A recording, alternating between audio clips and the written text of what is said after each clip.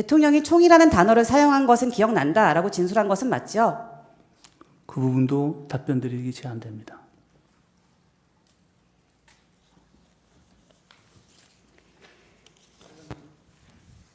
절차 이 부분이 하나 있습니다. 네, 지금 현재 진술 조서를 제시하지 않는 것은 진전된 일입니다만 진술 조서 자체의 문구를 그대로 따서 이렇게 질문하고 있기 때문에 사실상 제시하는 효과와 마찬가지 양상을 빚고 있습니다. 그 취지를 가지고 묻는 것은 모르되 진술 조서의 문구 그대로를 축자적으로 제시하는 것은 진술 조서 제시와 효과가 같기 때문에 그 부분에 대해서 이의를 제기하는 것입니다. 그렇게 해주세요. 조서의 내용의 취지를 묻는 방식으로 신문하겠습니다. 아니. 진술 조서를 언급하지 마시고 네. 그냥 물어보시라고요. 알겠습니다. 증인 비상계엄 선포 전날인 12월 2일에 휴대폰 메모장에 의명 행동화 절차를 구상해 보았습니다. 라고 시작하는 이 메모를 작성한 사실이 있죠. 이것은 증거로 채택된 내용입니다. 있습니다. 이 부분은 디지털 증거인데 형사적 같으면은 디지털 포렌식을 거쳐야 하고 엄격한 증거조사 절차를 거쳐야 하는 것입니다. 그럼에도 불구하고 이렇게 중요한 진술과 증거에 있어서 아무런 포렌식 절차를 거치지 않은 디지털에서 인용했다는 것을 메모로 띄우고 이런 방식은 굉장히 부적절하다고 생각됩니다. 디지털 증거는 국민들의 어떤 신뢰성이 굉장히 높지만 실질적으로 변조라는 게 앉으세요. 굉장히 쉽기 때문에 이 부분은 좀 더 거쳐서 증거 능력 조사를 거쳐서 제시돼야 합니다. 아니 똑같은 말 하지 마시고요.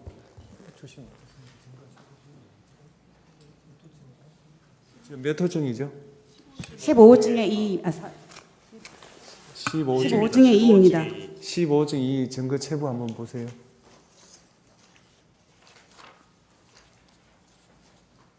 채택됐어요? 예, 물으십시오. 채택됐습니다. 증인이 이 자리에서 수사기관에서 진술했던 내용들을 모두 묵비하고 기억나지 않는다거나 말하는 것이 제한된다고 하는 것보다는 보다 떳떳하게 이를 밝히는 것이 국가와 국민에게 진정으로 봉사하고 헌신하는 길 아닙니까? 개인의 안위를 위해서 지금 모든 진술을 거부하시겠습니까? 이의가 하나 있습니다. 지금 화상기에 아까 전 메모가 계속 띄워져 있는데 질문도 그 내용 관련이 끝났기 때문에 화상기에서 치워주시는 것을 좀 부탁드립니다. 질문하시죠. 이 메모를 보면 김용현 장관이 증인에게 미리 하달했다고 하는 임무는 대통령의 대국민 담화를 통해서 비상기엄이 선포되면 이 보고 내용처럼 수방사 병력을 국회 본청에 투입해서 국회를 통제하라는 임무 아니었습니까? 이거라니까. 네. 예, 지금 이 질문을 계속 하시는데 사실 12월 2일 날 국방부 장관님께서 저한테 전화를 주셨어요. 오전에.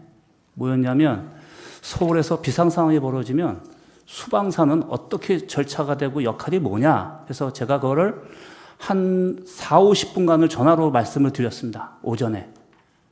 그런데 장관님께서 또 전화 오셔서 야, 네가 말한 건 통합방위 절차가 다 알겠는데 야, 내가 머리에 다 안 들어오니 좀 정리해서 빨리 보내달라고 하셔가지고 제가 그때 아마 오전에 어딘가 현장 지도하고 전화를 받았습니다. 그래서 차 안에서 쳐서 보내준 내용입니다. 그래서 저는 이게 통합방위 절차에서 제일 중요한 게 국민과 소통, 그 다음에 거기에 따라서는 유관기관들과 절차를 어떻게 진행하느냐, 그 다음에 저희 자체의 통합방위 사태 때 매뉴얼에 맞춰서 제가 생각나는 대로 쭉 정리해 본 다음에 빨리 보냈던 겁니다. 텔레그램으로. 그래서 근데 참 안타깝게 이게 12월 3일 날 상황인데 어떻게 보면 제 입장에서는 제가 생각하는 작전 구상에 대한 내용을 정리해 드렸는데 다음 날도 비상계엄이 선포되면서 제가 비상계엄을 이해했을 때는 어떤 정확한 목적이라든가 또 어떤 과업이 없었기 때문에 상황만 인식하고 출동을 했습니다. 그래서 제가 판단한 건 군인으로서 야, 이러면 이 상황이면 내가 통합방위 항상 훈련되어 있던 그 절차대로 하다 보니까 거의 일치된 겁니다. 통합방위 매뉴얼에 비상계엄 선포 시의 매뉴얼이 포함되어 있습니까? 비상사태로 되어 있을 겁니다. 서울에서 발생하는 비상 상황에 대국민 담화를 선포하는 내용이 통합 방위 매뉴얼에 포함되어 있습니까? 그 부분은 또 장관님께서 또 말씀을 하시다가 국회라는 부분을 언급하셨어요. 그렇기 때문에 제가 국회와 관련된다면 그렇다면은 그거는 이거는 저희가 통합방위 문제가 아니라 국가 차원에서 모든 게 공론화되는 상황이 될 것이라고 저는 생각을 하고 이런 내용들을 정리했었습니다. 그러면 김용현 장관이 국회에서 발생하는 비상 상황을 특정해서 매뉴얼을 작성하라고 지시한 것이네요. 작성하라고 지시한 게 아니라 저한테 상황을 저희가 절차가 어떻게 되는지 물어보셨고 저는 그거에 대한 답변을 하면서 저는 이렇게 해야 될 것입니다라고 제가 정리해서 보내드린 거였어요. 갑 15호증의 2의 3쪽 제시하겠습니다.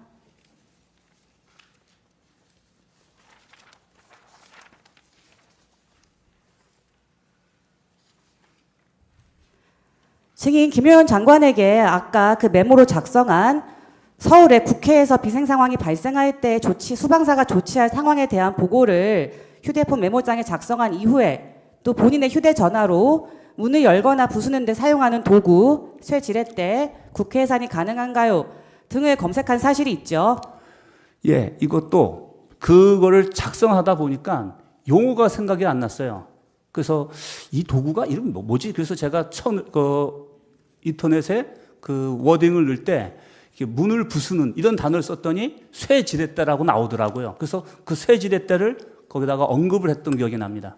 있습니다. 이 부분도 수사 보고서인데 보통의 형사 재판 같으면은 이 증거 절차를 거쳐서 제시될 수 없는 문건입니다. 이런 부분이 지금 현재 이렇게 아까 전에 조서와 마찬가지로 제안합니다. 예. 네, 계속하십시오. 증거 채택된 데 대해서 계속 같은 취지로 항의하시면은 저는 신문을 방해하는 거로 생각할 수밖에 없습니다. 하십시오. 증인의 부관이나 증인의 지휘관들이 듣지 않은 내용, 기억에 반하는 내용을 허위로 이야기해서 증인을 곤란하게 할 특별한 이유가 있습니까? 저는 저희 부하들을 믿고 절대 그러지 않을 부하들이라고 확신합니다. 증인은 아까 말씀하신 것처럼 수방사 병력은 실제 국회 본청에 진입을 하거나 국회의원들을 끌어내는 임무를 수행한 것은 없다. 이렇게 얘기를 하고 계신데 그럼 수방사 병력이 그런 일을 하지 않았는데 증인이 대통령이 하지도 않은 말을 지어내서 기억에 반해서 대통령과 증인의 책임을 무겁게 만드는 진술을 검찰에서 굳이 할 이유가 있었나요? 그 부분에 대해서도 답변 드리지 않겠습니다. 증인이 아까 출동할 때 구체적 임무를 부여하지 않았느냐라는 질문에 대해서 맞다고 대답을 하였습니다. 근데 증인이 현장에 도착한 병력에게는 현장에서는 상황 평가를 하고 지시를 했죠. 아까 말씀하신 내용은 비무장으로 총기와 탄약을 두고 진입해라, 국회로 이동해라 라고 지시하시고 그와 함께 국회로 들어가서 양재형 협력관 만나서 출입 인원 통제해라, 본청 게이트 받아서 막아라 라는 내용으로 지시하신 적 있죠. 그 부분도 답변 드리지 않겠습니다. 근데 그것도 기본 매뉴얼상의 외곽 대치선에서 하는 역할과 동일한 의미에서 한 얘기입니다. 방위와 경계를 하기 위해서 투입했다 이런 말씀이신가요? 그렇습니다. 증인 아까 피청구인 측에서 제시했던 갑 121호증의 김창학 단장과 이진우 사령관 사이의 통화를 보면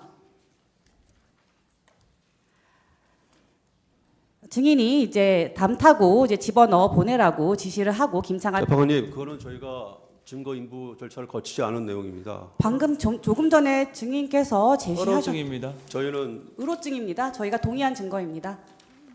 증거 동의. 저희는 요거만 제출했습니다. 아니 증거 저희가 제출한 증거와는 전혀 다릅니다. 부분이 다르다는 건가요? 증거 예. 설명서에 있었습니다. 증거로 제출되었고 저희가 아니요, 저희는 직접 혐의를 제출했기 때문에 이 부분만 저희가 증거로 제출했습니다. 한번 몇 호증이라고요? 121호증의 2호증 2입니다. 띄워보세요.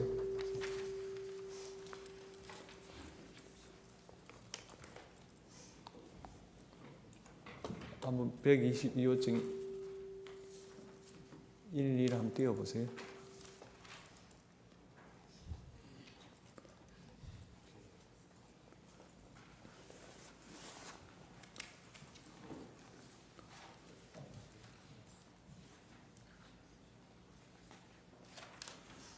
죄송합니다. 제가 착각을 한 것 같습니다. 예, 제출한 거 맞습니다. 예, 시계 넣으십시오. 하세요. 제가 질문 좀 드리겠습니다. 청구인 측 김진환 변호사입니다. 저는 증인이 아주 불행한 군인이라고 생각을 합니다. 그 상황에서 그 직위에 있었기 때문에 불행한 운명에 처한 안타까운 군인이라고 생각을 하고요. 사실 이런 군인들이 우리 과거에도 여러 차례 있었습니다. 아까 그 증인이 알고 계신 법이 몇 가지 있다고 했는데 증인 헌법도 아시나요? 헌법 알고 계십니까? 군과 관련된 부분만 좀 알고 있습니다. 네, 군과 관련된 부분입니다. 헌법 5조 2항에 네. 군의 정치적 중립성을 규정하고 있는데 네. 이 규정에 대해서 알고 계신가요? 알고 있습니다. 이 규정이 헌법에 왜 들어갔다고 생각하시나요?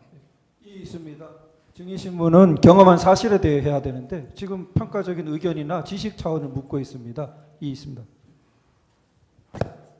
헌법에 대해서 알고 있다는 걸 알아보기 위한 거니까 신문하십시오.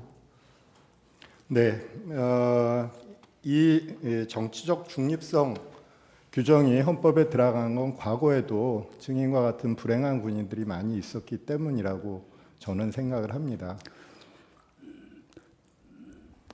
혹시 하실 말씀 있으시면 하셔도 좋고요. 방금 변호사님께서 불행한 군이라고 얘기하시는데 상황은 그렇습니다. 근데 불행한 군이라고 생각하지는 않고 군인은 이 부분도 나중에 이 재판관님께서 이 부분에서 저에 대해서 한번 의견을 좀 시간을 주시면 제가 왜 그날 투입하게 됐는지 그리고 그거에 주저하지 않았는지에 대한 입장을 한번 얘기하겠습니다.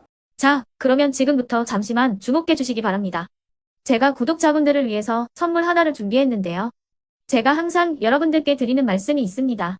뉴스만 평소에 잘 챙겨보셔도 돈이 되고 돈을 벌 수 있다라고 말씀을 드렸는데요. 여러분들은 여기 보시는 삼성전자 뉴스를 보고 어떤 생각이 드세요? 아니면 정치인들의 뉴스, 날씨 뉴스를 보고는 어떤 생각이 드시나요? 그냥 뉴스만 보고 끝내는지 아니면 이 뉴스를 어떻게 이용할 수 있는지 이 부분을 고민하고 계시는지를 되물어보고 싶습니다. 그 이유가 뭐냐 하면 제가 지난번에 여러분들께 뭐라고 말씀을 드렸었죠? 지금은 반도체 섹터를 눈여겨보셔야 한다고 말씀드렸습니다. 그리고 나서 이런 썸네일들 뉴스를 통해서 많이 보셨을 겁니다. 반도체 내용이 이슈가 됐을 때 부자들은 어떻게 생각한다? 반도체 관련주들은 뭐가 있는지, 어떤 종목이 가장 좋은지, 어디에 투자해야 돈이 몰리는지 자연스럽게 생각한다고 제가 말씀을 드렸죠. 그 이유가 뭐냐 하면 부자들이 봤을 때는 이슈가 곧 돈으로 이어지고 그 이슈가 나에게 돈을 벌어준다는 경험적 확신이 있기 때문에 부자들은 항상 이런 사회적 이슈를 관심 있게 챙겨본다고 제가 말씀을 드렸습니다. 이번에도 마찬가지인데요. 제가 지난번에 시청자분들과 함께하는 주식으로 수익 내기 이벤트를 진행했었죠. 당연히 100% 무료로 진행을 했었고요. 여기 보시면 아시겠지만 제가 지난번에도 구독이라고 보내주신 모든 시청자분들께 반도체 관련주 중에 가장 크게 급등할 딱 한 종목, 많은 종목도 아니라 한미반도체 한 종목을 여러분들께 추천드렸어요. 그러면서 여기 나와 있는 대로 정확히 얼마에 매수해야 하는지, 그리고 수익률이 어느 정도 나왔을 때 팔아야 하는지를 이런 부분들까지 여러분들에게 정확히 알려드렸었는데 지금 실제로 어떻게 되었다? 오른쪽을 보시면 아시겠지만 제가 지난번 문자 발송으로 이 한미반도체를 소개해드리고 나서 실제로 이렇게 5배 이상 어마무시한 상승이 나왔습니다. 100만 원만 투자를 했어도 무려 500만 원이 넘는 수익금이 생긴 거죠. 그래서 당시에도 굉장히 많은 분들이 제가 드린 이 한미반도체로 수익을 내실 수가 있으셨을 텐데요. 다시 한번 축하드린다고 말씀을 드리겠고 이번에도 마찬가지입니다. 앞으로도 2024년, 2025년 계속해서 기대해볼 섹터는 AI입니다. 그 중에서도 AI 반도체는 그 누구도 부정할 수 없는 미래 성장 산업입니다. 그러면 우리가 어떻게 생각해 볼 수 있을까요? AI 반도체 종목 중에 앞으로 크게 대장 역할을 하면서 10배 이상 급등할 수 있는 텐베고 종목을 지금부터 열심히 추적해야 한다는 겁니다. 큰 돈을 투자하지 않더라도 월급의 일부분 아주 소액이라도 이 종목을 모아가야 수백 %의 수익률을 손에 쥘 수 있는 것이죠. 지금 여러분이 보고 계시는 이 유튜브 또한 AI 반도체와 아주 밀접한 연관이 있고 반도체야말로 대한민국의 핵심 산업으로 앞으로 더더욱 시장은 성장할 수밖에 없습니다. 그렇기 때문에 제가 이번에도 뭘 보내드리고 있냐면 지난번과 똑같이 구독이라는 문자를 보내주시면 제가 AI 반도체 관련주 중에 앞으로 대장주 역할을 하면서 주가가 가장 크게 급등할 한 종목을 여러분들께 문자 발송으로 종목명과 사고 파는 시점을 모두 알려드릴 건데요. 그 문자를 받고 여러분들이 주식으로 돈 버는 연습을 한번 해보셨으면 좋겠고요. 혹시라도 나는 주식을 하지 않는다 하시는 분들은 주변에 주식하시는 지인분들에게 말씀을 해주셔도 되고요. 아니면 연세가 있으셔서 투자가 어렵다 하시는 분들은 이 종목을 자녀분들에게 한번 사봐라. 이걸로 한번 수익을 내봐라. 이렇게 조언을 해주실 수도 있는 거겠죠. 그래서 지금 이 영상을 보시는 시청자분들 중에 나도 이번 종목이 좀 궁금하다 하시는 분들은요. 누구나 상관없이 그리고 어느 시간대나 상관없이 부담 없이 010-2514-5930번으로 구독이라는 문자 보내주시면 제가 이번에도 똑같이 무료 추천 급등주 문자를 보내드리겠습니다. 이해되시겠죠? 제 번호 010-2514-5930번으로 구독이라는 문자 보내주시면 여러분들이 직접 이슈를 통해서 돈 버는 연습을 해보실 수가 있는 거고 제가 돈을 받는 것도 아니고 투자를 대신해 드리는 것도 아니기 때문에 부담 없이 신청해 주시면 되는 겁니다. 그리고 수익이 나면 저는 다른 것은 하나도 바라지 않습니다. 제 채널에 구독, 좋아요 한 번씩만 눌러주시라 이렇게 다시 한번 말씀을 드리겠습니다.